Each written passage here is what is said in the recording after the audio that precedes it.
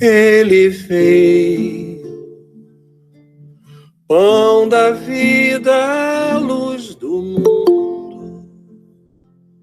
Tinha um olhar quente e profundo e solene tinha a voz. Ele veio, mãos vazias, desarmadas, sem escudos nem espadas, só amor por todos nós.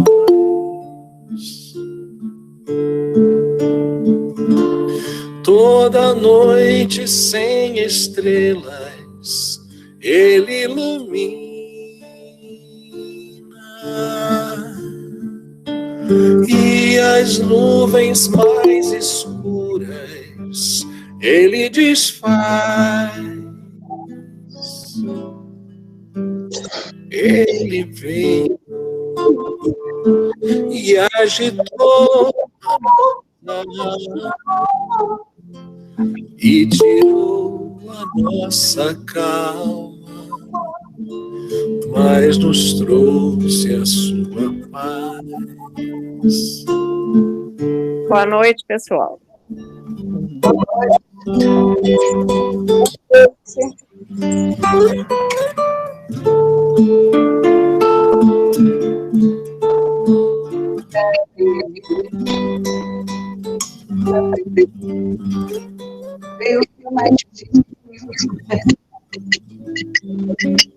Ele veio e agitou a nossa alma e tirou a nossa calma, mas nos trouxe a sua paz,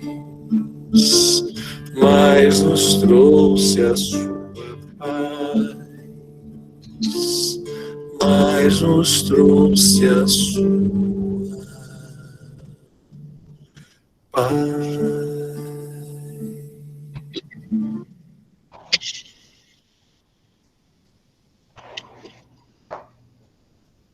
Boa noite, gente.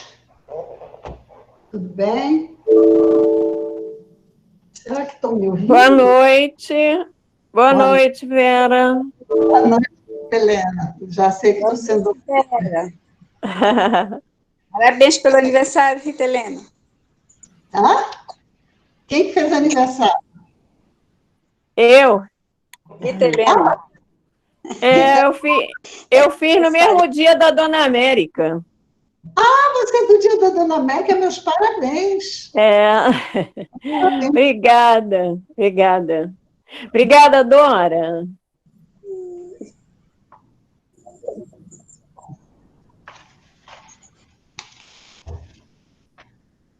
Deixa eu ver aqui.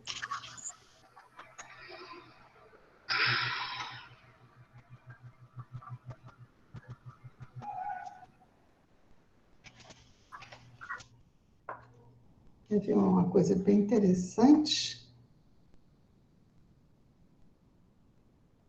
Só quem é? Eu vou contar aqui uma história interessante da Dona Ivone. Vera, não está aparecendo, viu? Desculpa, eu não abri aqui, tá? Oi! Oi, não se assustaram, caíram para trás, não, tá bom. Oi, João! O orador já está aí, graças a Deus. Oi, Vera. Oi, Sônia. Oi, pessoal. Tudo bem? Tudo bem. Oi, João. Oi, Dora. Vou contar... Querido. Tá. Vou contar aqui uma historiazinha, como eu gosto de contar, e essa aqui foi por volta de 1975.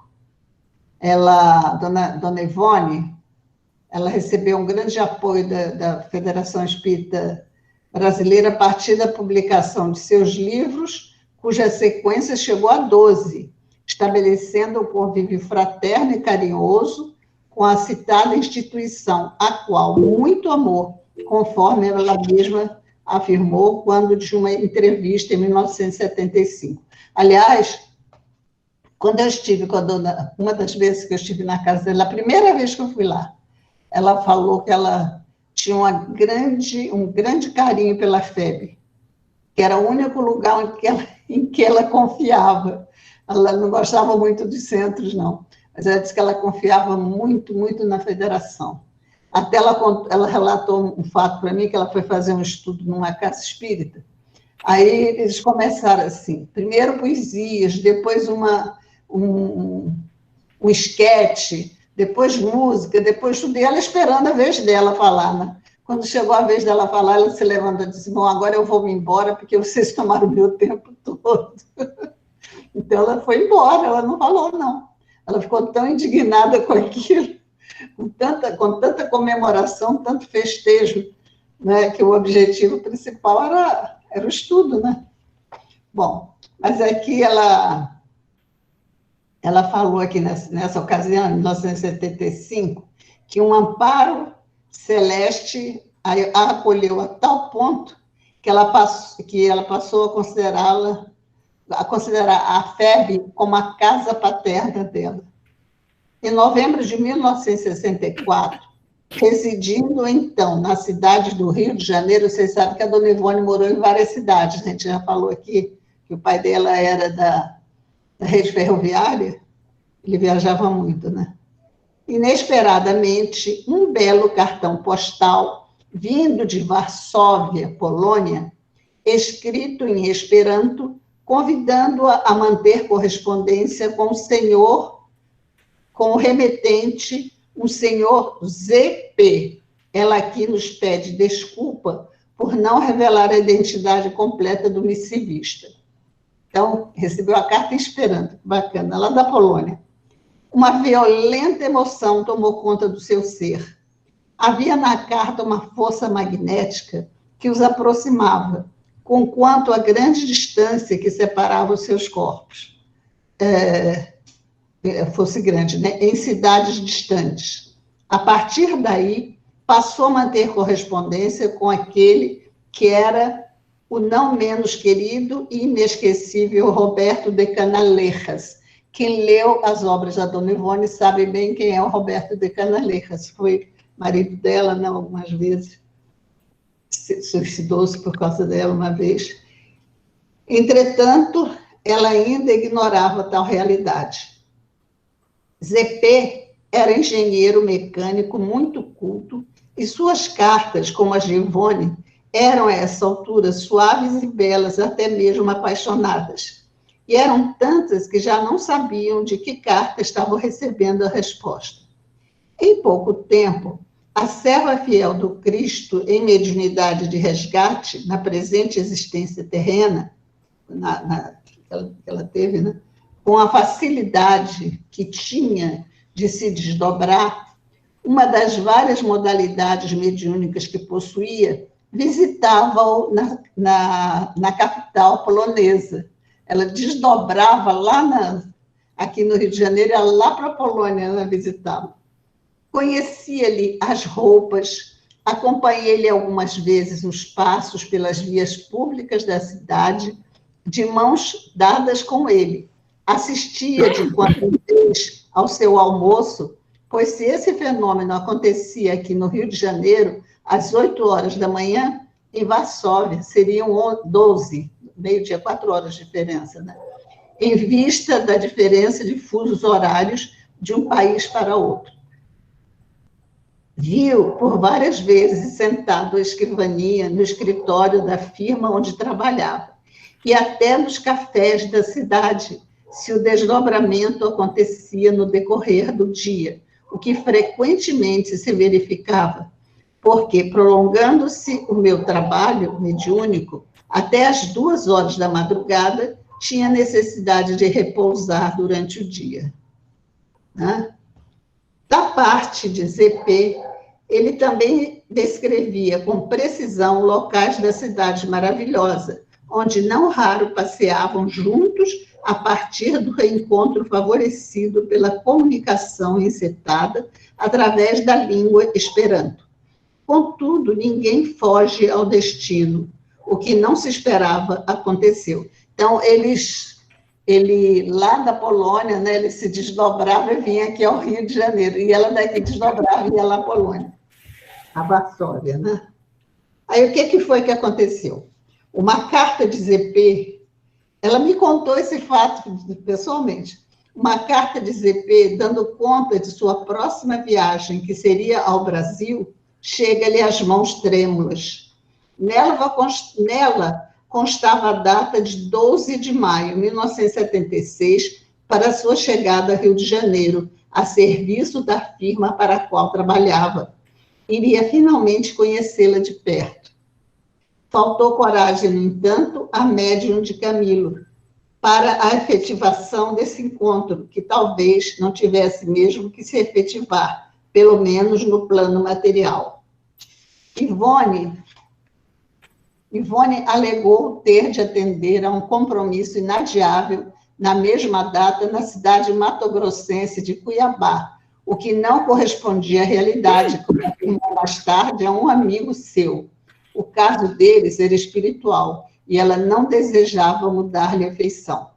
Decidiu, então, contar com o apoio desse seu grande amigo esperantista, A.S., residente em Niterói, portanto, não muito distante de sua casa, o que facilitaria uma conversa em torno do assunto e que considerava ser de certa urgência.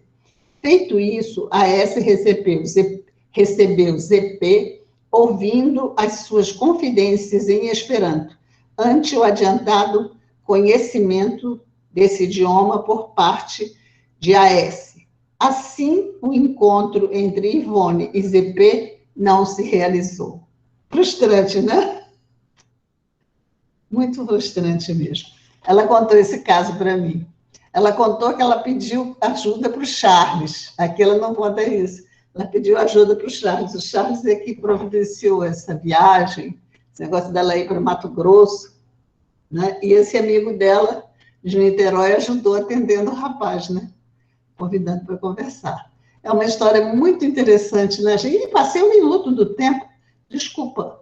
Vamos, então, à nossa leitura da página, que hoje é... Deixa eu ver. Aqui eu só estou com os estudos. João Emílio, qual é a página mesmo hoje? João Emílio não está, não, Federico. Hã? João Emílio não está, não. Quem está com... Não está aqui comigo hoje. Ah, eu vou ver aqui. Eu tenho. Espera aí. Ih, mas eu tirei. Não, você pode se projetar? Hã? João Luiz, perguntando Posso sim, claro. Ah, tá legal, então. Olha aqui. Hoje que dia é? 22? 24. 24. 24. Ih, eu botei 24, né? Então, hoje a página é Acharemos Sempre. Acharemos Sempre. É o capítulo 109 do Caminho, Verdade e Vida. E eu vou pedir, por favor, para que leia essa página hoje. Eu não vejo todo mundo, não dá para a gente escolher uma pessoa para fazer leitura. Primeiro de tudo, quem está com o livro aí? Laura é super disciplinada, ela sempre está com o livro. Quem mais está? Gente, trago o livro. Eu também estou. Ana Maria. Então, Ana Maria, você lê para a gente? Tá? Você lembra do capítulo?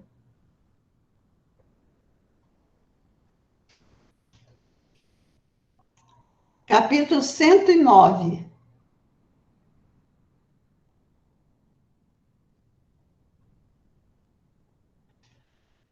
Era melhor botar a primeira página, né? Caminho, Verdade e Vida, está ali, ó. Isso. Tá bom? Capítulo 109. Acharemos sempre.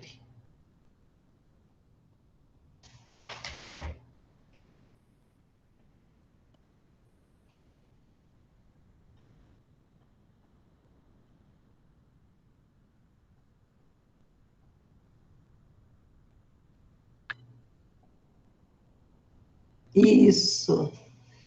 Dá para aumentar um pouquinho a letra, João? Dá? É o João, né, que está fazendo isso? Para a Ana enxergar bem, né, Ana? Liga o seu microfone, Ana. Eu vou acompanhar pelo meu livro. Tá bom. Porque qualquer que pede, recebe. E quem busca, acha. Jesus está em Lucas, capítulo 11, versículo 10. Ao experimentar o crente a necessidade de alguma coisa, recorda maquinalmente a promessa do Mestre, quando assegurou resposta adequada a qualquer que pedir. Importa, contudo, saber o que procuramos. Naturalmente, receberemos sempre, mas é imprescindível conhecer o objeto de nossa solicitação. Asseverou Jesus: quem busca, acha. Quem procura o mal, encontra-se com o mal igualmente. Existe perfeita correspondência entre nossa alma e a alma das coisas. Não expendemos uma hipótese, examinamos uma lei. Para os que procuram ladrões, escutam os falsos apelos do mundo interior que lhes é próprio. Todos os homens serão desonestos. Assim ocorre aos que possuem aspirações de crença, acercando-se desconfiados dos agrupamentos religiosos. Nunca surpreende a fé, porque tudo analisa pela má fé a que se acolhem. Tanto experimentam e insistem, manejando os próprios inferiores de que se nutrem, que nada encontram efetivamente além das desilusões que esperavam. A fim de encontrarmos o bem, é preciso buscá-lo todos os dias. Inegavelmente, num campo de lutas chocantes com a esfera terrestre, a caçada ao mal é imediatamente coroa de êxito, pela preponderância do mal entre as criaturas. A pesca do bem não é tão fácil. No entanto, o bem será encontrado como valor divino e eterno. É indispensável, pois, muita vigilância na decisão de buscarmos alguma coisa, porquanto o Mestre afirmou: quem busca, acha, e acharemos sempre o que procuramos. Mais um comentário, Vera? Faz.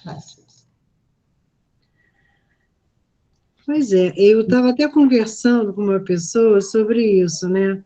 O que a gente realmente quer, né? E o que realmente a gente faz para conseguir o que a gente quer, em termos espirituais, né? Porque aqui está muito claro, né? Ele falar que se a gente vai procurar, a gente vai achar, vai receber, né? Então, se eu estou só ligada nas coisas do mundo, né? Nas adversidades, nos problemas, eu vou ficar só nisso, né? Eu não vou buscar para mim uma coisa boa, né? Que me eleve. Mas quando eu busco, né, a doutrina, o evangelho, né, Jesus no coração, eu vou receber os bons ensinamentos e as boas influências, né, de tudo isso, né, para mim. Então, a gente fica, às vezes, achando que tudo acontece comigo, não dá certo, ou isso ou aquilo. A gente tem que saber onde é que a gente está, né? Qual a situação que a gente quer realmente para a gente. Porque qualquer que pede, recebe, né? E quem busca, acha. Está aqui para a gente refletir sobre isso, né? É importante a gente buscar o amor, a fraternidade, a caridade, né? E se vincular mais com os bons espíritos, né? E com o nosso Mestre amado Jesus. Tá bom, muito obrigada. Então, agora, nós vamos todos pensar naquelas pessoas que nós gostaríamos de beneficiar. Sempre tem aquela pessoa que a gente gostaria muito, né, de mandar, assim, bons fluidos, né, pensamentos positivos. Então, vamos pensar agora na certeza, com a confiança de que serão atendidos nos seus pedidos e as necessidades da pessoa também serão atendidas, né? Então, vamos elevar os nossos pensamentos, vamos pensar, assim, ver na nossa tela mental o nosso Mestre querido Jesus, iluminado com muita paz transparecendo, saindo do seu coração amoroso, alcançando-nos a todos. Como é bom estarmos aqui, Senhor. Como é bom estarmos reunidos como amigos, como irmãos, para ouvir as lições que nos vêm do Evangelho, que nos vêm da doutrina espírita. É muito bom, Senhor, e nós agradecemos pela oportunidade que nos é oferecida. Muito obrigada, Mestre querido. Nós estamos aqui todos felizes pela oportunidade do aprendizado, do estudo, mas queremos nos lembrar, Senhor, daqueles que estão sofrendo, que estão em seus lares, presos a leitos, que estão desesperados, que estão sem nenhuma fé, sem nenhuma confiança no alto. Ampare-os a si mesmo, Jesus querido. Acenda, assim, uma luz de esperança em seus corações. Que a gente se lembre sempre que somos filhos de Deus e que Deus nos ama e estará sempre conosco, está sempre levando-nos, amparando-nos. Obrigada, Senhor Jesus, muito obrigada. Que a sua paz se faça em todos os corações. E nós rogamos também nesse momento, Senhor Jesus, o seu amparo e a sua inspiração para o João Luiz, que vai trazer o estudo da noite de hoje. Graças a Deus. Tá bom, João, a palavra está com você. Todo mundo conhece o João. O João faz tudo, gente. Bota essas coisas aí, faz uma opção de coisa para a gente, fica lá e ninguém vê. Agora a gente vai ver o João. Tá bom, João? Tá ótimo. Muito boa noite a todos. Né? Uma satisfação sempre muito grande estar com todos vocês, né? No final das contas, a gente está sempre tentando ajudar da melhor maneira possível, né?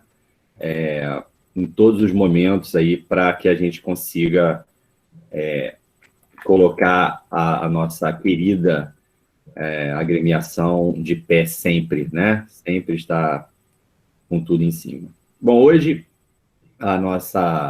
o que nos cabe, na verdade, são 11 perguntas relativas à pluralidade das existências, mais especificamente das parecências físicas e morais, né? E a gente vai dar início ao estudo, sempre lembrando que nós estamos aqui na tentativa explícita de repetir os ensinamentos que recebemos da doutrina espírita, sem que a nossa opinião seja, de alguma forma, toda vez que a nossa opinião for ser dada, nós vamos avisar, né? Então, o objetivo é retratar a doutrina espírita na sua pureza, né? Essa é uma preocupação da agremiação e é uma preocupação daqueles que também estão na agremiação.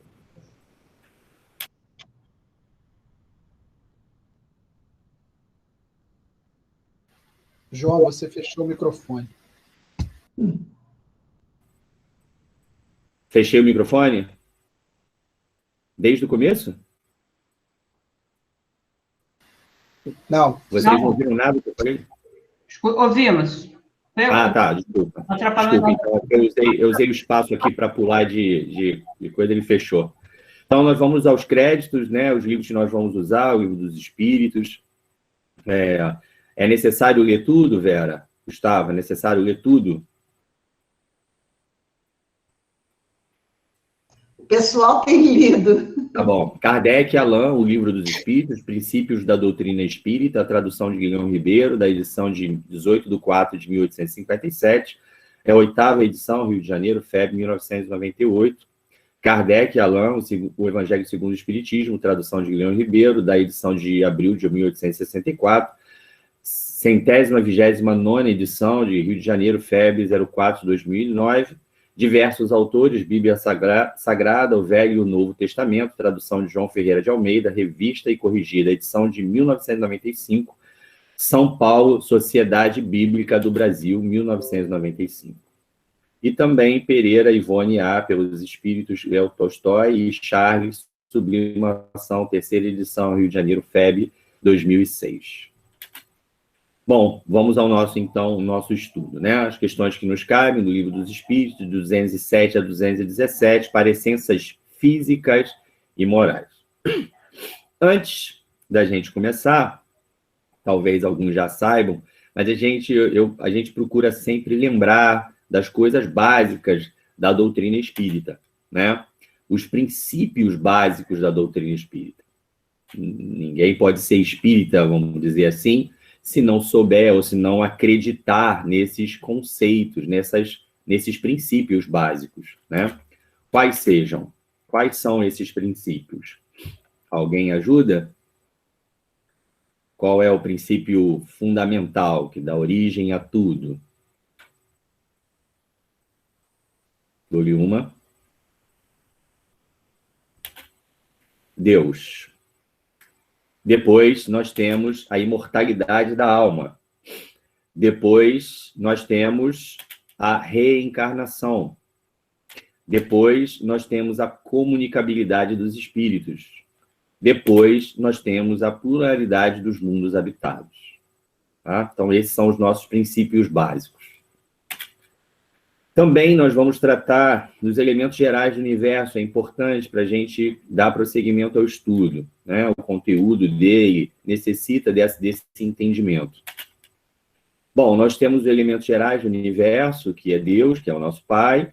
Então, nós vamos lá. Que é Deus? Resposta da primeira pergunta do Livro dos Espíritos. Deus é a inteligência suprema, causa primária de todas as coisas. Né?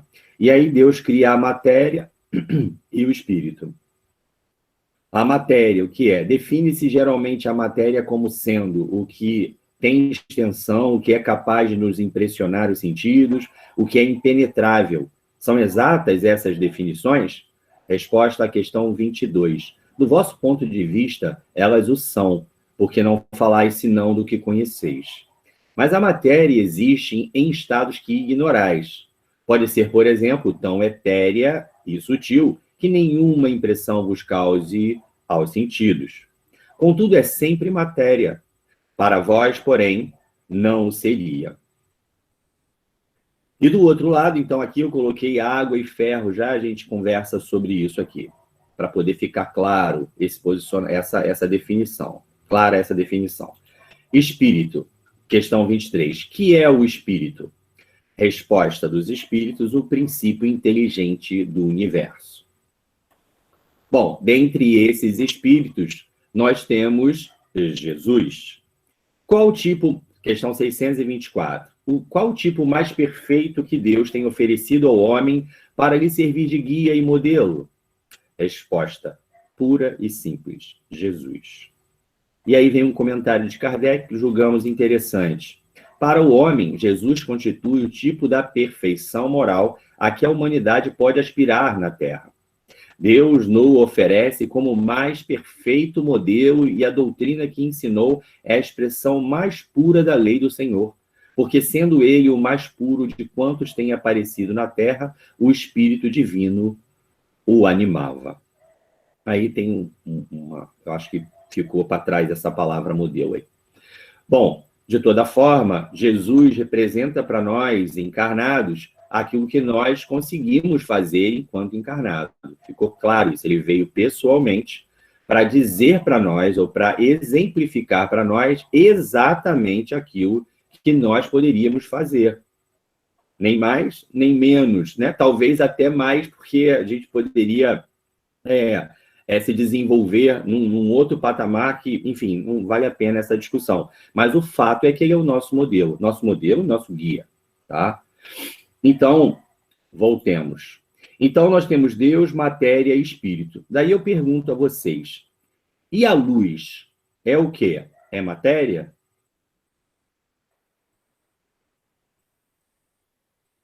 Luz é matéria? Sim ou não? Como é que a gente sai dessa? Pode falar. Quem abriu a câmera para falar aí pode falar. A gente sai dessa da seguinte maneira. O que não é espírito é matéria. Tá certo? Tudo matéria, luz, os átomos, moléculas, os fluidos, tudo é matéria. O que não é espírito é matéria. E reparem que nesse pseudo-organograma aqui, nós temos nós ao lado de Jesus. Nós somos irmãos de Jesus, né? Nascidos da mesma forma, criados da mesma forma que ele foi. Um pequeno detalhe que há 4,5 bilhões de anos ele ajudou a formar a Terra. Então, à época, ele já era capaz de fazer isso, e eu mal consigo lavar a louça, né? Então, só para deixar bem claro. Então, vamos lá, vamos continuar. Agora sim, com as perguntas. Frequentemente, os pais transmitem aos filhos a aparência física. Transmitirão alguma aparência moral?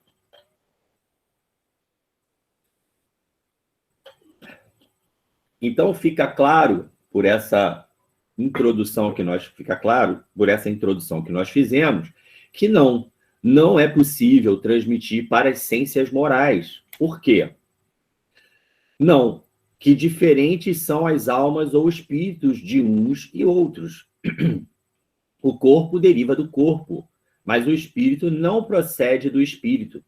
Entre os descendentes das raças, apenas há consanguinidade.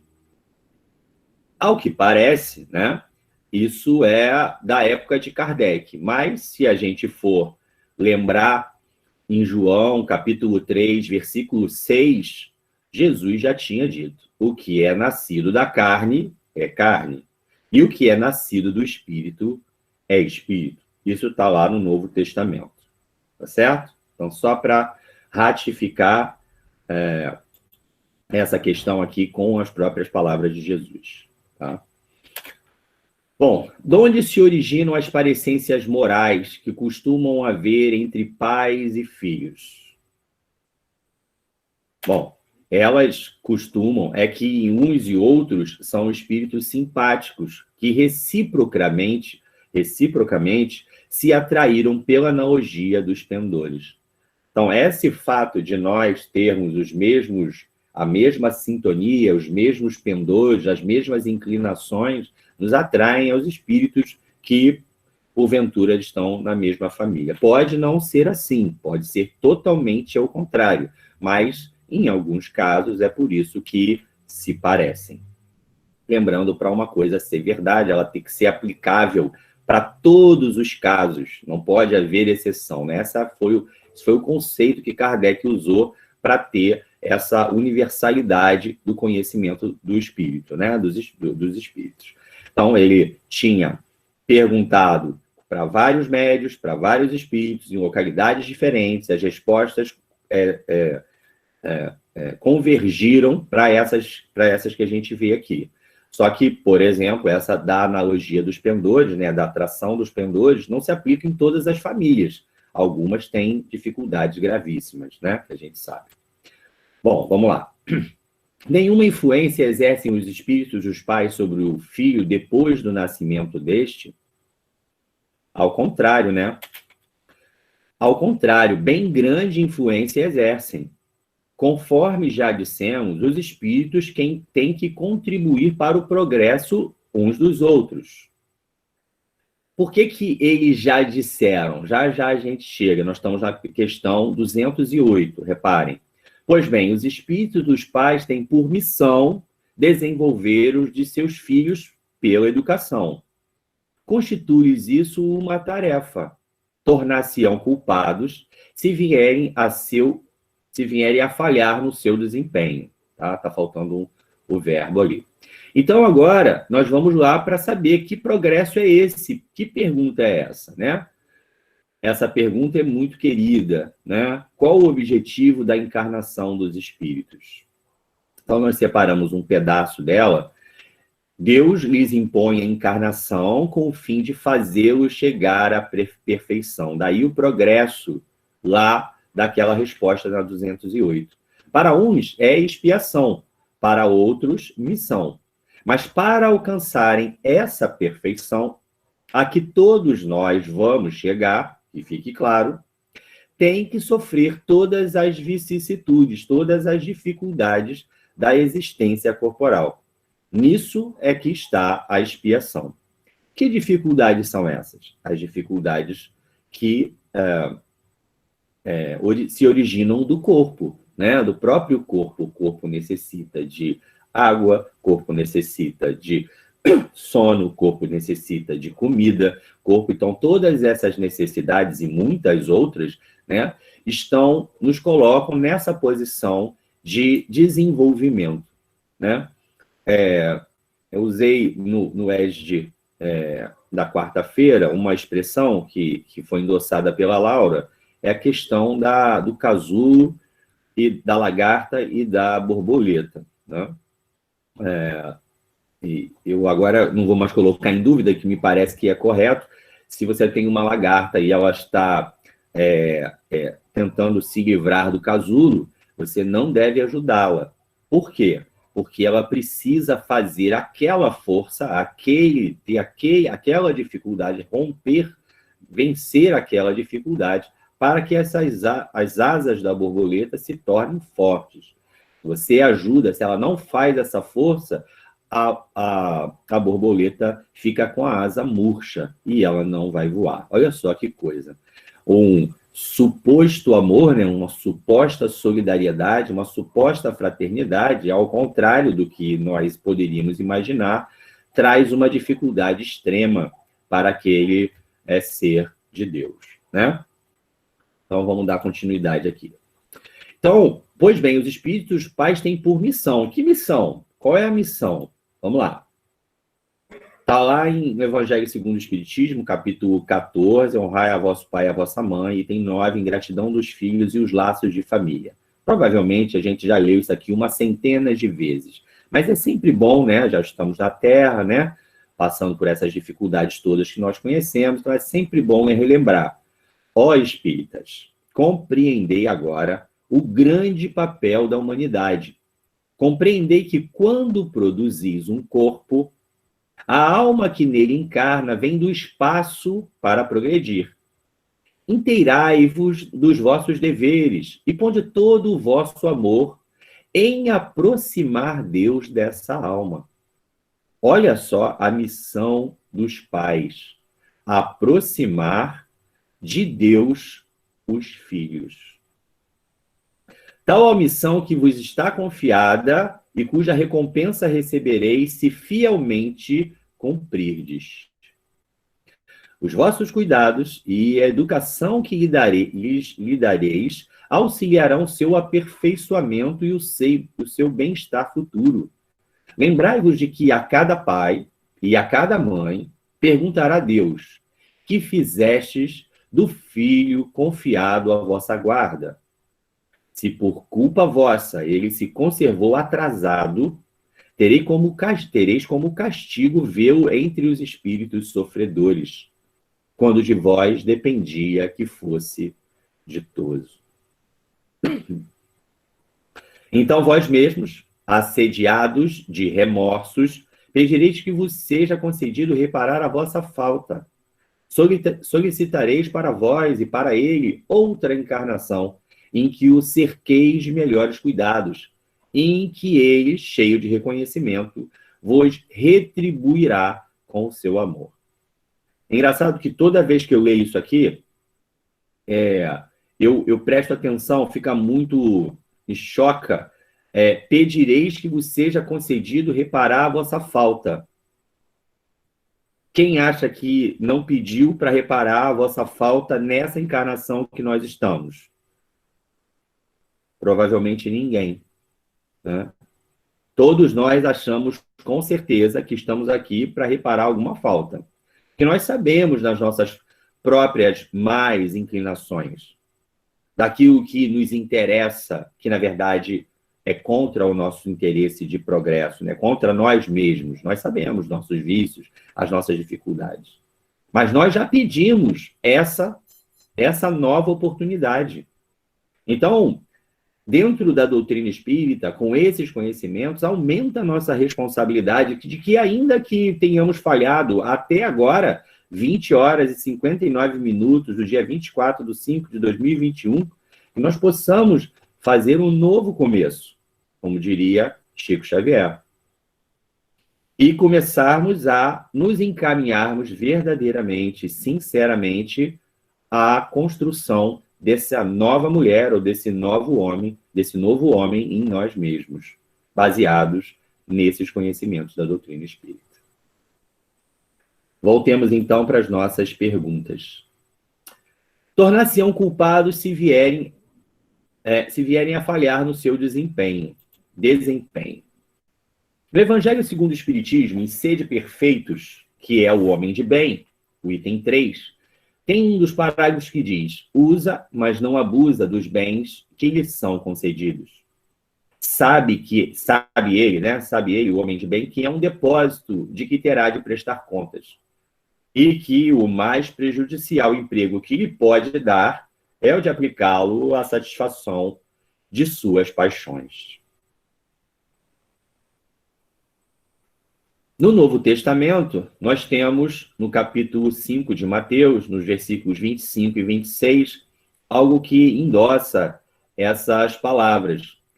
Concilia-te depressa com o teu adversário, enquanto estás no caminho com ele, para que não aconteça que o adversário te entregue ao juiz, e o juiz te entregue ao oficial e te encarcerem na prisão.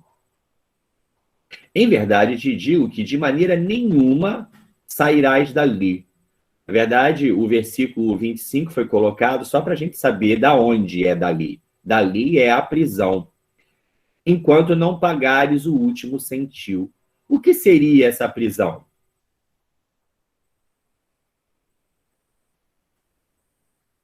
Alguém quer falar? A encarnação. Exatamente, a encarnação. E repara, obrigado, Maurício, vou te pagar aqueles R$10, tá? Porque você foi o único. Então, vale a pena Eu te passo meu Pix, tá? Oi? Eu vou passar meu Pix para você. Ah, por favor, por favor. Muito obrigado pela colaboração. E aí a gente tem essa encarnação. E repara, enquanto não pagares o último ceitil. O que é ceitil? Vamos ver. Não se vendem 5 passarinhos por 2 ceitis? E nenhum deles está esquecido por Deus. Então, com 1 ceitil, compra-se 1 passarinho e meio. E lá na Bíblia, na mesma do João, ele disse que um denário, ou seja, lembra da parábola da vinha, né, dos últimos trabalhadores de última hora? Cada um receberia 1 denário. 1 denário é o trabalho de um dia inteiro, são 12 horas, né? Pelo que 1/10, né? Até a última 1/10, que seria a penúltima hora. Então, deduz-se 12 horas de trabalho.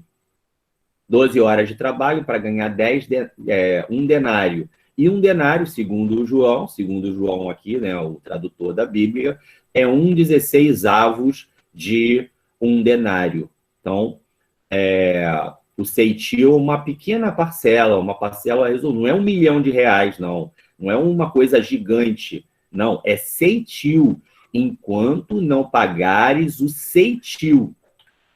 Olha lá, o último ceitil. Então, é prisão para restabelecer, restaurar, reparar todos os danos que nós tenhamos causado, né? Então, atenção, não é só a gente trabalhar para não fazer mais besteira, é para nós não cometermos os mesmos erros. E, de novo, a nossa responsabilidade é gigante.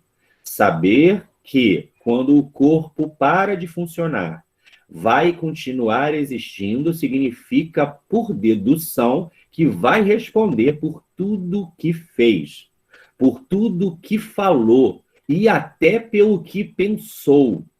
E aí eu me lembro, não sei se é isso, né? Já digo aqui, já com todas as aspas possíveis, que Chico dizia que não controlava o pensamento. Então, que isso ainda era uma coisa que ele tinha que dominar, segundo o que eu escutei, não tenho certeza. Então, essa é a nossa condição de perfeição, ela está num nível elevado, não é simples assim se tornar perfeito, dá trabalho, precisa de perseverança, mas também os espíritos nos dizem que são necessários poucos, mínimos esforços. A questão eu não me lembro agora, mas tem essa expressão que eu não esqueço de mínimos esforços para que a gente possa prosseguir. Então, vamos voltar. Por que é que de pais bons e virtuosos nascem filhos de natureza perversa?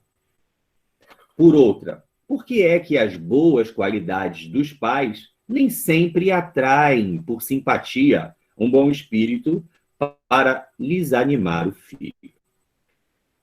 Neto, nós temos uma história, né? Uma história para contar para vocês, tá bom? Vamos ver o que acontece. Do livro Sublimação, capítulo nomeado Conclusão, tá? Nós fizemos um pequeno resumo e aí vamos ler para contextualizar. Ramiro de Montauban afundou-se nos estudos espíritas, praticou experiências, acompanhou os demais adeptos de Allan Kardec nas observações e investigações necessárias ao progresso da causa e ao bem de todos. Nunca mais, porém, viu ou pressentiu a presença do espírito Nina. Tivera, no entanto, notícias através do exercício mediúnico de um de seus companheiros de labores espíritas. De que aquele amado espírito, teve a notícia de que aquele amado espírito encontrava-se em estágio de aprendizagem na vida espiritual e não convinha perturbá-lo com chamamentos ao plano material. Seus débitos passados, desde a época medieval, eram graves e que de muitas forças morais carecia para repará-los todos. Que seus guias espirituais não aconselhavam uma reencarnação imediata, pois Nina necessitava instruir-se nos assuntos referentes à lei de Deus e à lei da vida, reeducar-se, preparar-se para vencer a si mesma, visto que duros testemunhos deveria apresentar aos códigos divinos, mas que ela amava a terra e ansiava por uma encarnação que a fizesse olvidar o tenebroso passado que acabara de viver e sofrer. E que orassem por ela, pois era realmente necessitada. Um ano depois, numa noite em que Dom Ramiro relia suas obras espíritas prediletas na tranquilidade de seu gabinete de trabalho, viu o espírito Nina aproximar-se sutilmente, apoiando-se à sua escrivania.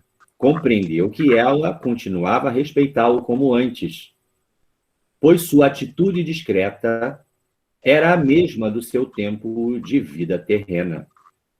Sentindo as vibrações afetuosas que dela se irradiavam, saudou-a comovido.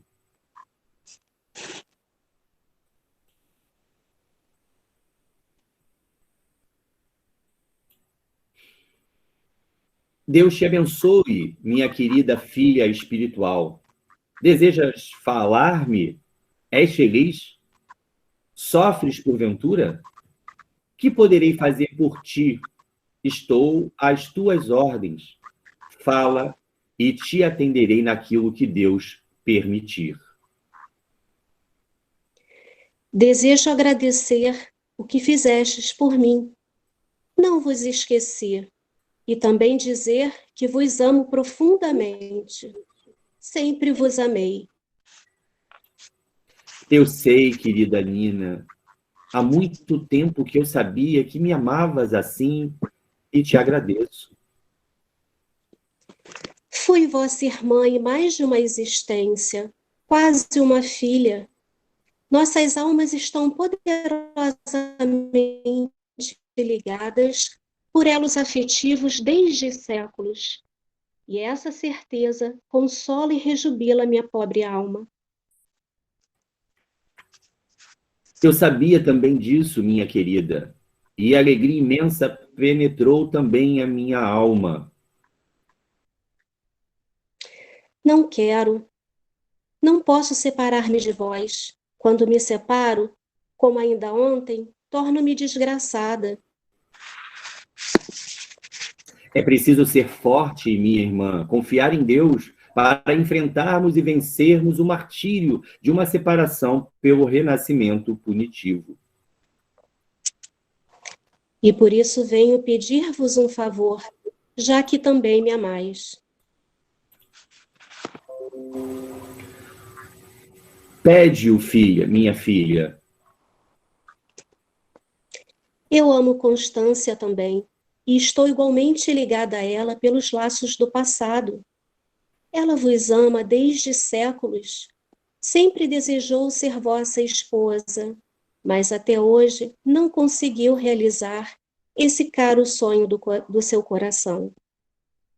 Foi involuntariamente a causa da vossa atual desavença, mas desejaria agora reparar o mal-entendido entre ela e vós.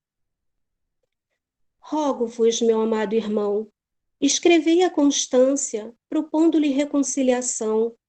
Ela vos espera há muitos anos.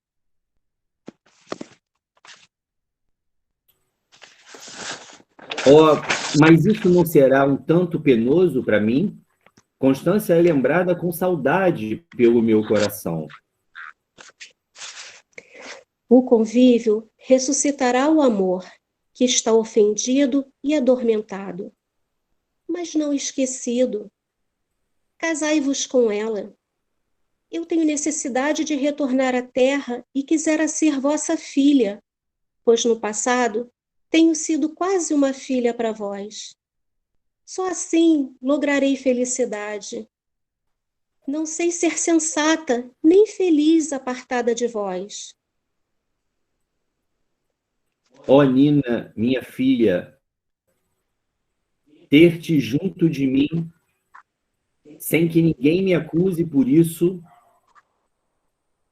apertar-te em meus braços como pai, pois sempre te quis paternalmente, ensinar-te a falar desde pequenininha, guiar os teus primeiros passos, prover tudo o que de necessitares, para que nada te falte, compensar-te do martírio que padeceste ainda ontem, como Nina, dar-te um novo corpo para que progridas para Deus sob o meu cuidado, dar-te o meu nome, para que sejas respeitada como eu próprio tenho sido. Ó, sim, minha amada, é o supremo desejo, a suprema felicidade do meu coração. Mas dize, minha querida, resolves isso de ti mesma ou possuis o beneplácito das leis de Deus para esse importante acontecimento? Meus bons conselheiros aprovaram essa minha petição, apelando antes para o conselho maior que os inspira. Disseram que será uma recompensa ao muito que padeci agora, com paciência e humildade, pois vivendo como Nina Vidigal, nunca me revoltei ou me queixei. Será ensejo novo que a lei de Deus me concederá para progredir. Um prêmio, pois se eu for obediente à direção moral que como Pai me derdes, terei dado grande passo para a minha redenção espiritual. Eles disseram ainda que vós devereis usar de rigor e energia na minha educação, pois trago comigo inclinações bastardas de outros tempos, as quais terão de ser corrigidas. Preciso de disciplinas severas, a par de amor e da educação evangélica, para não sucumbir ao erro novamente. Como usarei de rigores contigo, minha filha, se és sofredora e eu desejo compensar-te do passado doloroso que acabas de viver? Sois crente sincero em Deus. Recebereis inspiração para esse serviço, que não será fácil. Os pais não devem ser demasiadamente complacentes com os seus desejos arbitrários dos filhos. Aos demais, eu vos amo muito. Uma severidade vossa para comigo valerá por uma proteção que eu receberei e agradecerei. Aceitais, senhor Dom Ramiro?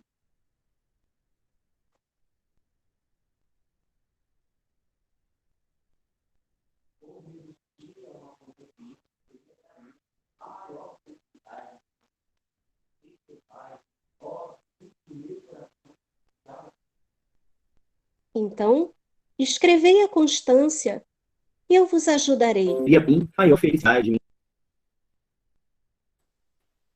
Minha querida Constância, é tempo, segundo creio, de desfazermos o mal-entendido a meu respeito, que se alonga por 7 anos. Peço-te que me autorizes a visitar-te a fim de refazermos o nosso compromisso e tratar do futuro. Espero a tua resposta, teu Ramiro.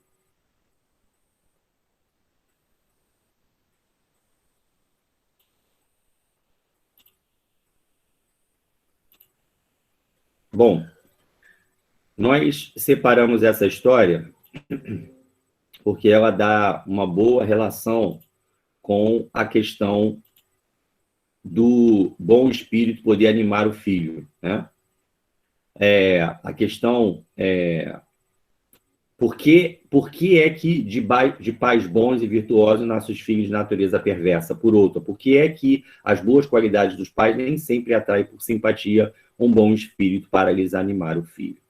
Então, essa é uma das muitas histórias que nós conhecemos dos filhos, né, como nós mesmos, talvez, que querem reencarnar e imploram para fazê-lo com os pais já encarnados. Eu me lembro de uma história contada, numa encenação contada pelo Fabrício e pelo Jorge, que me sensibilizou muito. Era uma outra história em que um jovem um espírito queria reencarnar e pedia ao pai, que era pedreiro e já tinha 7 filhos, implorava para reencarnar. E o pai, que era muito pobre, dizia: mas eu não tenho condições de te criar. Eu já tenho 7 filhos, ou algo do gênero, alguns filhos, e eu não posso te criar. E aí eu me lembro que o Fabrício, como o espírito que queria encarnar, implorava para o Jorge para fazer isso. Nunca mais eu esqueci isso, já deve ter mais de uma década.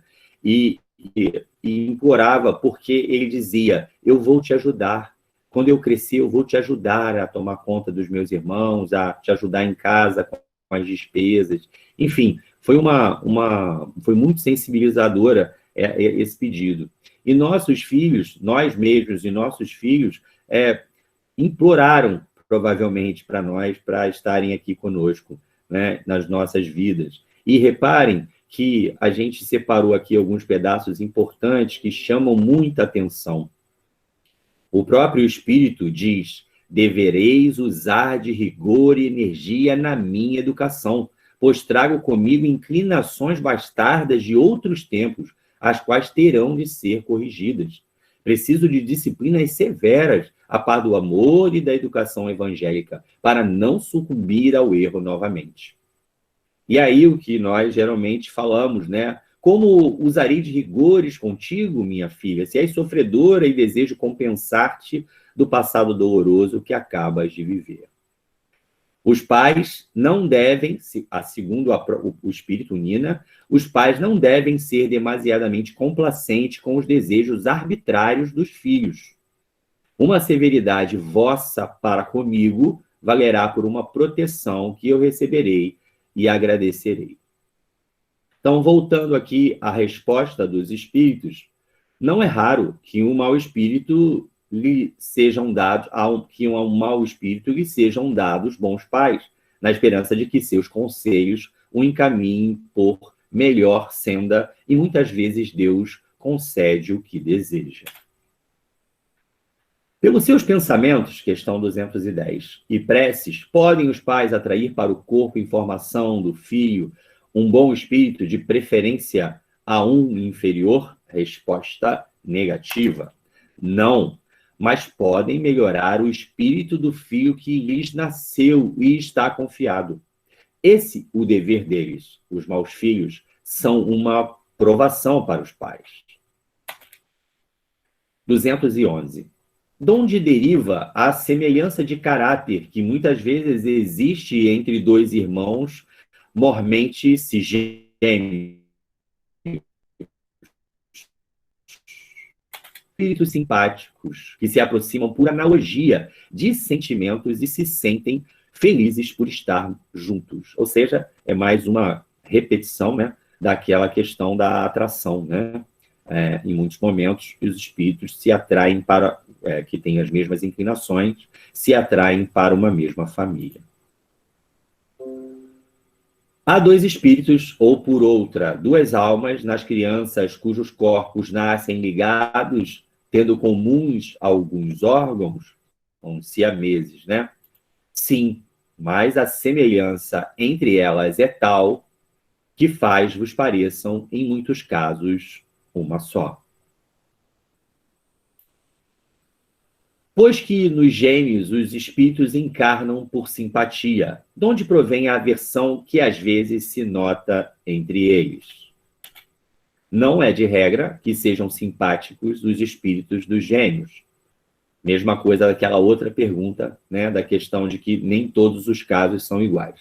Acontece também que espíritos maus entendam de lutar juntos no palco da vida, precisamente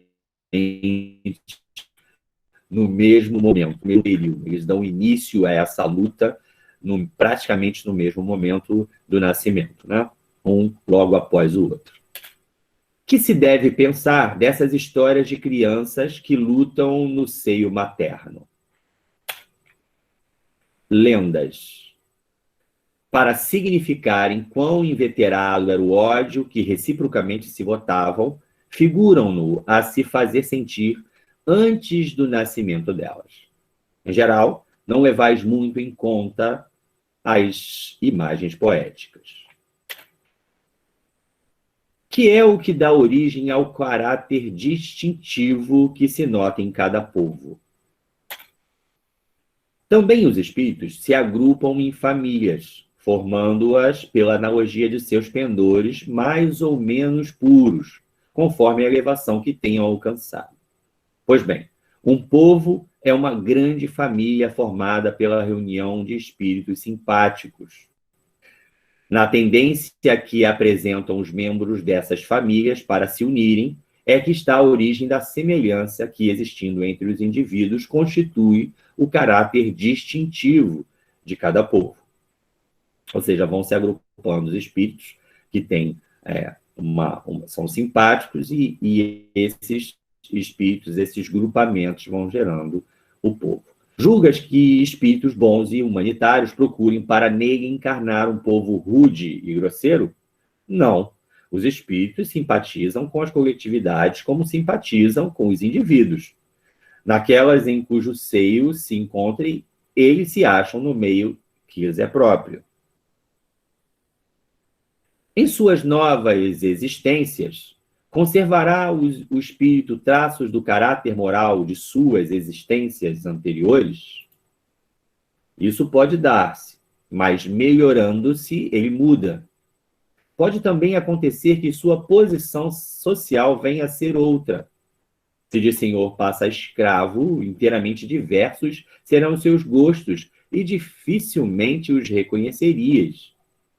Sendo o espírito sempre o mesmo, nas diversas encarnações, podem existir certas analogias entre as suas manifestações, se bem que modificadas pelos hábitos da posição que ocupe, até que um aperfeiçoamento notável lhe haja mudado completamente o caráter. Porquanto de orgulhoso e mau, pode tornar-se humilde e bondoso se arrependeu. Humilhar-se é tornar-se humilde, né? Então, a gente tem essa característica também, que é certamente um dos caminhos para a felicidade. Nós precisamos nos tornar humildes. Então, essas mudanças de posição que ocorrem entre uma encarnação e outra é fundamental para que nós adquiramos essa virtude, né? Verdadeiramente. E do caráter físico de suas existências pretéritas? Conserva o espírito traços nas suas existências posteriores? O novo corpo que ele toma nenhuma relação tem com o que foi anteriormente destruído. Entretanto, o espírito se reflete no corpo. Sem dúvida que este é unicamente matéria, porém, nada obstante, se modela pelas capacidades do espírito, que lhe imprime certo cunho, sobretudo ao rosto, pelo que é verdadeiro dizer-se que os olhos são o espelho da alma. Isto é, que o semblante do indivíduo lhe reflete de modo particular a alma. Nesse pedaço, nós nos lembramos do irmão de Alcione, no livro Renúncia. Aquele espírito foi, numa encarnação pretérita, um senhor que assinava contratos de escravos. E esses contratos de escravos, né, assinados pela mão direita dele, se eu não me engano, obviamente geravam muitos sofrimentos. Então, quando ele encarna, não era um filho adotivo, né, pelo que me recordo, ele encarna com a mão Era uma mão que não tinha um braço que não tinha se desenvolvido completamente. Isso era fruto da deturpação, né? da distorção que ocorreu com o perispírito em função das maldades praticadas por aquele espírito numa encarnação anterior. Tanto é assim que quando ele vai desencarnar na encarnação em que esteve com Alcione, por ter sido ajudado por Alcione, ter sido, de alguma maneira, fiel, né, àquelas dificuldades, ele foi realmente, cumpriu, vamos dizer assim, o seu papel. Quando ele está desencarnando, nos últimos estertores ali, antes do corpo parar de funcionar, ele menciona para Alcione que que ele estava vendo o braço dele, que o braço dele estava de volta. Ou seja, na encarnação em que ele sofre as consequências dos delitos anteriores, ele acaba por restaurar o perispírito. Ele passa a ter novamente o braço, né? Então, isso é muito interessante, é uma coisa que a doutrina espírita nos explica com clareza, essas referências, né, essas marcas que vão ficando no nosso perispírito e que retratam, na sequência, aquilo que nós vamos, os corpos que nós vamos envergar. Assim é que uma pessoa excessivamente feia, quando nela habita um espírito bom, criterioso, humanitário, tem qualquer coisa que agrada, ao passo que há rostos belíssimos que nenhuma impressão te causam, que até chegam a inspirar-te repulsão. Poderia supor que somente corpos bem moldados servem de envoltório aos mais perfeitos espíritos, quando o certo é que todos os dias deparás com homens de bem sob um exterior disforme. Repara, homens de bem sob um exterior disforme. É porque nós não temos muito mais tempo, mas a gente é sempre bom recordar o homem de bem, né? São alguns parágrafos que descrevem, né, segundo Kardec, aquilo que é o início, né? Não estão todas ali as qualidades, mas uma parte interessante para que nós possamos acompanhar, nos iniciarmos nessa nossa redenção, vamos dizer assim, né, dos nossos erros, está ali no homem de bem. Sem que haja pronunciada a parecência, a semelhança dos gostos e das inclinações pode, portanto, dar lugar ao que se chama um ar de família. E aí a gente tem um comentário de Kardec. Nenhuma relação essencial guardando o corpo que a alma toma numa encarnação com o de que se revestiu em reencarnação anterior, visto que aquele lhe pode vir de procedência muito diversa da deste, for absurdo pretender-se que, numa série de existência, haja uma semelhança que é inteiramente fortuita. É claro, porque os pais têm corpos distintos também, então vão gerar corpos absolutamente distintos daquele que, de forma pregressa, o espírito tinha. Não há sentido nisso, lógico nisso.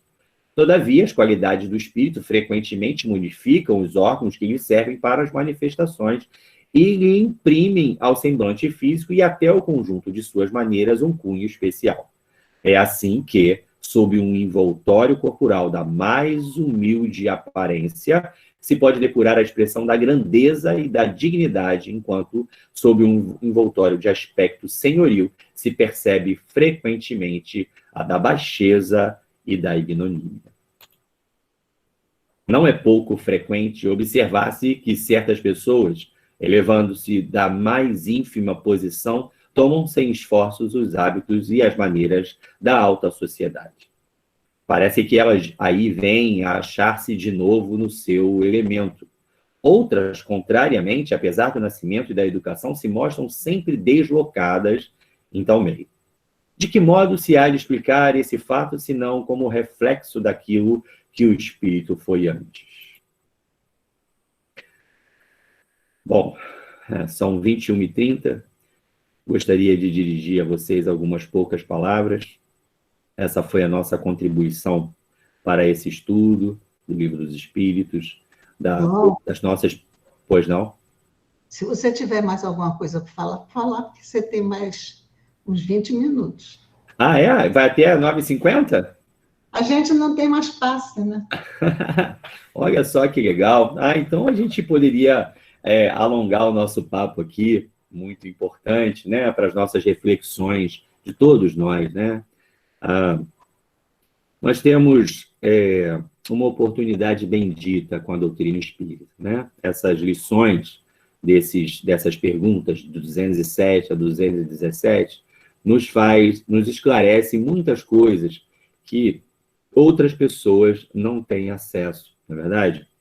Nós temos só aquela questão 132 ali, né, que não está no nosso roteiro, mas eu fiz questão de colocar, que é o nosso progresso, nosso objetivo de vida. Por que nós estamos na Terra? Isso é muito importante. As pessoas têm vivido sem sentido. Eu fiz um questionário para os alunos que estão comigo num projeto, e eu pergunto: qual é o objetivo da sua vida? E aí algumas respostas vêm: viver, vivendo conforme a vida me dá, e elas sequer sabem, né, os jovens, estou falando de jovens, né, 17, 18 anos, 16 anos, sequer sabem o que estão fazendo na Terra. E por que eu falo isso? Eu falo isso porque fica claro aqui na doutrina espírita que nós estamos fazendo aqui. Nós estamos, duas coisas fundamentais, né? Eu vou tirar aqui, interromper aqui o compartilhamento para ficar mais gente na tela. Isso, que bom. Nós estamos aqui na Terra por dois motivos principais, né? Essas são considerações pessoais minhas, tá?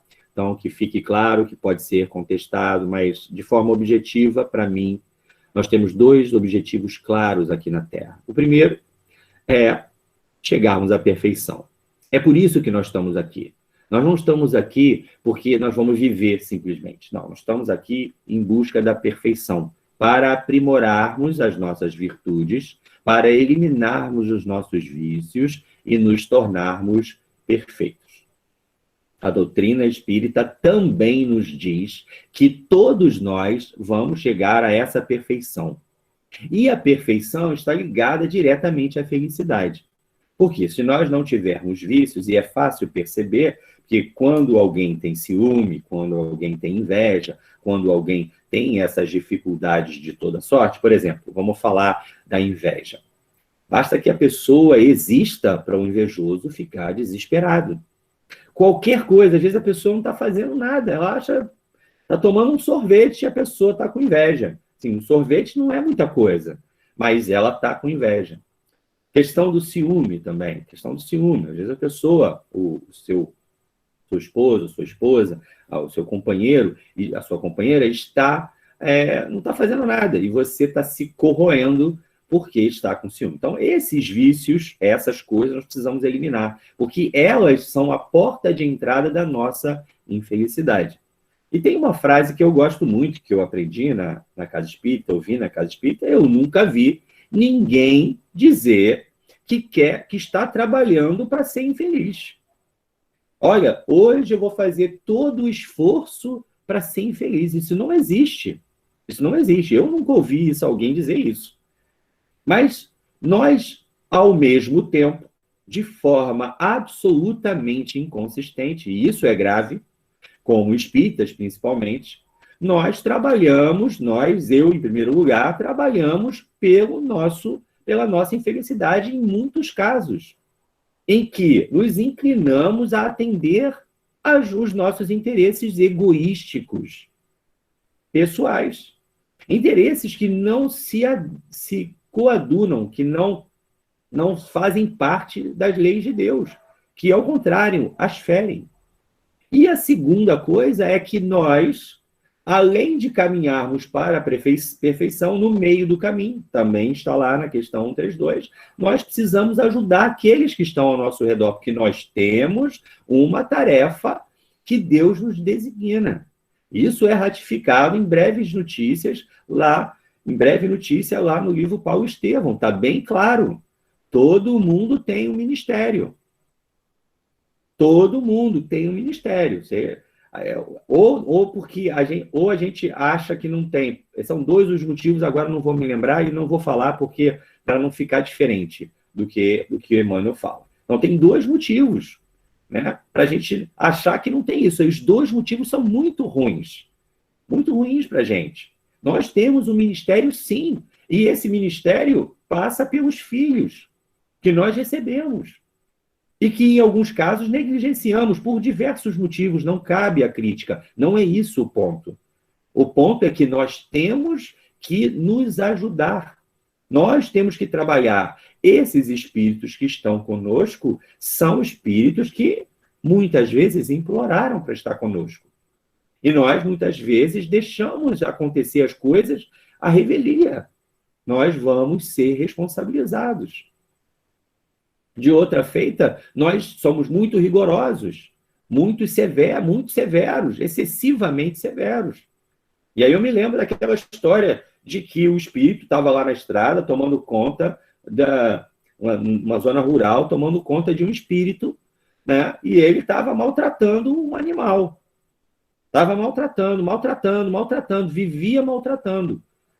Uma vez, o animal foi e deu um coice nele. Aconteceu alguma coisa lá, machucou gravemente o cidadão. Aí os espíritos vieram perguntar para o espírito protetor, olha, ele maltratou muito o animal, não teve como resolver essa questão. Então, nós também temos isso, não como maltratar, né? Imagino que nós não façamos isso, mas nós temos que estar ligados nessas condições de severidade, tudo. Eu me lembro do livro Paulo Estevam, quando Paulo chegou lá, na casa do pai, e o pai foi excessivamente severo com ele, em detrimento, inclusive, da sua companhia. Era um qualquer, porque não aceitava aquilo que o filho estava dizendo, o que é gravíssimo. E aí o filho fica sozinho naquela condição, né? Mas era Paulo, né? Então, ele resolveu lá os problemas, passou 30 anos trabalhando, mais 3 a partir daquele momento, sozinho. Né? Então, 3 anos só na cidade natal dele, né? Já tinha passado 3 anos no deserto, passou mais 3 na cidade natal, até que veio o convite para ele ir para uma igreja, a convite de Paulo, que o Barnabé veio fazer. Então, essa nossa vivência espírita, esse nosso conhecimento é muito importante, nos traz, né, já falei, essa é a terceira vez que eu falo, nos traz uma responsabilidade enorme. Talvez isso marque mais em mim essa responsabilidade, porque vejo com clareza, quando eu estou no convívio com jovens, né, convívio virtual, ver claramente que a pessoa não sabe o que está fazendo na Terra. Não sabe o que está fazendo na Terra. E isso é muito grave, mas nós sabemos o que nós estamos fazendo aqui. Isso é muito importante, vai gerar uma responsabilidade que nós temos que fazer o esforço verdadeiro de estar sempre pensando em Deus, de estar sempre nos esforçando para estar em sintonia, para cada atitude nossa seja consequência desse entendimento, né? E eu costumo brincar, e eu pensei muito isso antes, tá, Vera? Então eu vou brincar aqui com a gramática. Então você me perdoa já de antemão, não precisa nem falar nada, que você já sabe que lá vem besteira. Então, você vê claramente que a palavra amor começa com A. Por quê? Porque o radical que está em amor é ação, que também começa com A. Não tem nada a ver gramaticalmente, mas é isso. O amor necessita de ação.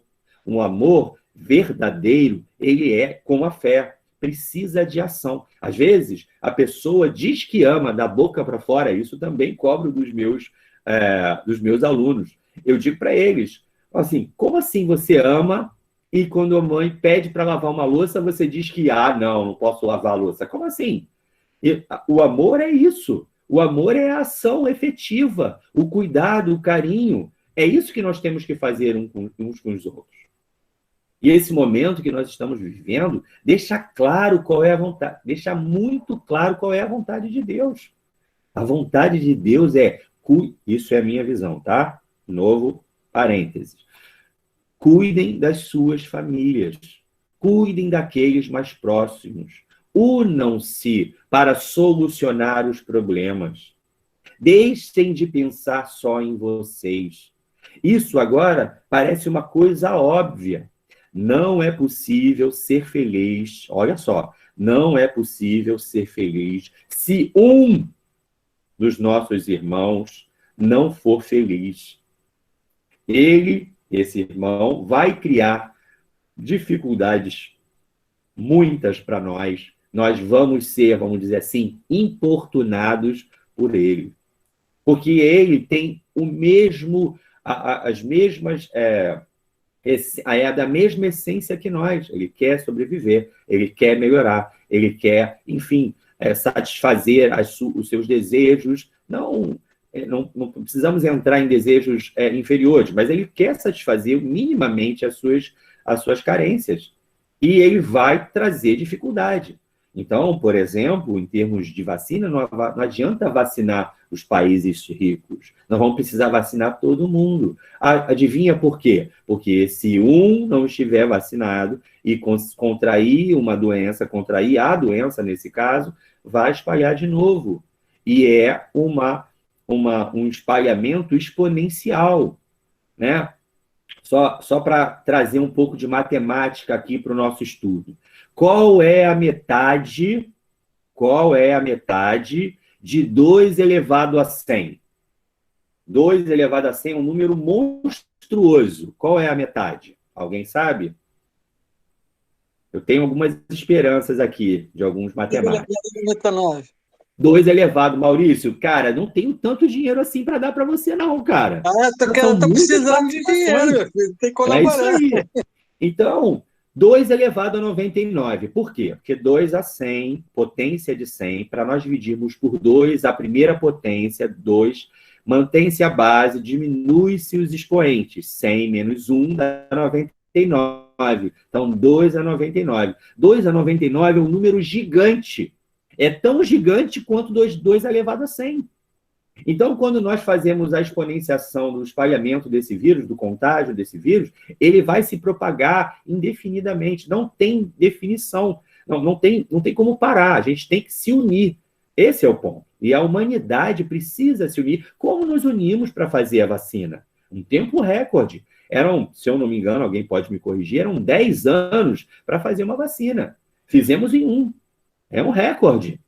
Mas por que fizemos? Pelo que nós ouvimos, até veio gente falar aqui com a gente na própria agremiação, nessas reuniões online, foram trocadas as informações dos laboratórios entre todos os países, para que nós conseguíssemos chegar na vacina. Então, isso era uma coisa inédita. Nós fizemos isso. Então, repara que, para questões materiais, nós somos o concurso.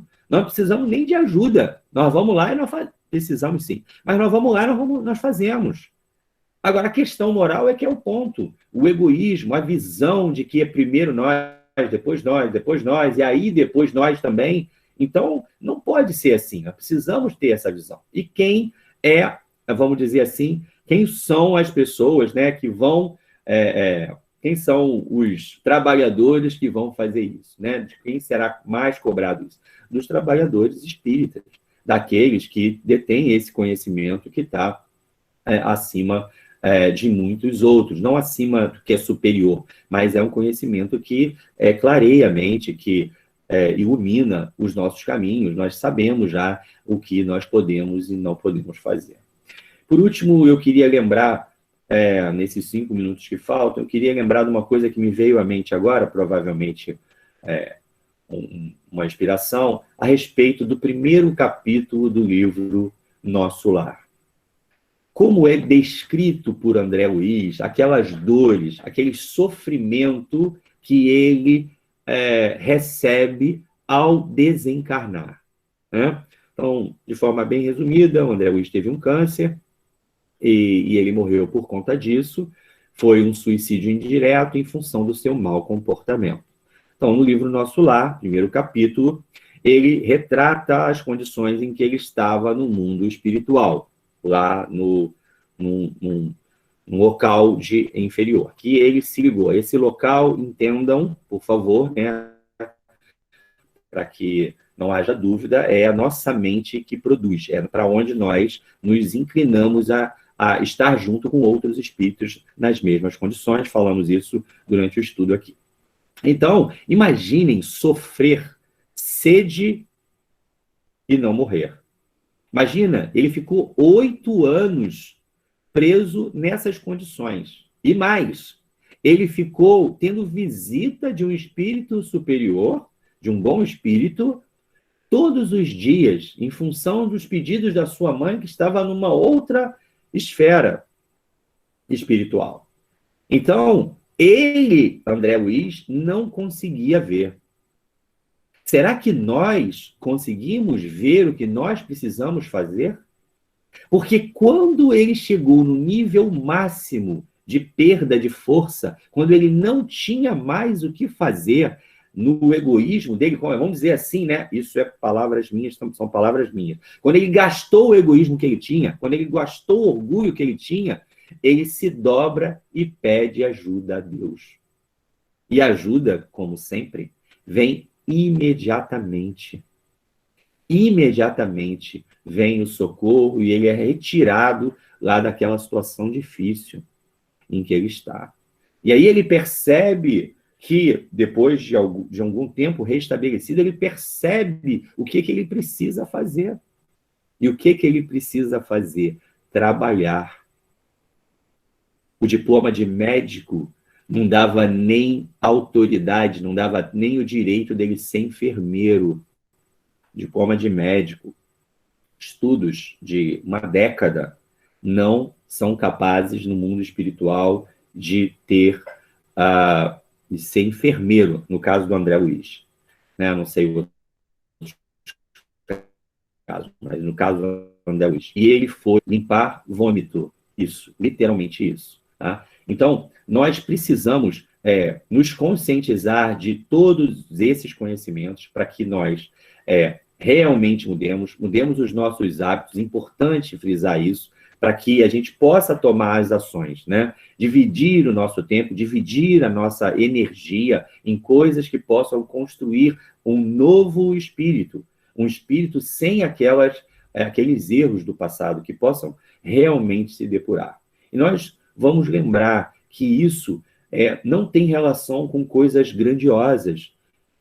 A Alcione, ela lavava roupa, mas ela cumpria a vontade de Deus. Ela deixou de se casar para tomar conta da mãe. Ela fez uma série de renúncias, né? O nome do livro, uma série interminável de renúncias, mas não teve salvamento no precipício, ela não rendeu ladrões, ela não fez nada disso, ela simplesmente cumpriu a vontade de Deus. E nós estamos exatamente na posição que precisamos para cumprir a vontade de Deus, desde, obviamente, que queiramos fazer isso.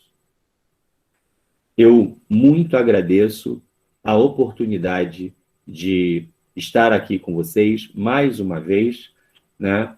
E gostaria que todos nós, eu em primeiro lugar, coloquemos essas palavras em prática para que nós realmente construamos a nossa tão almejada felicidade. Fiquem com Deus.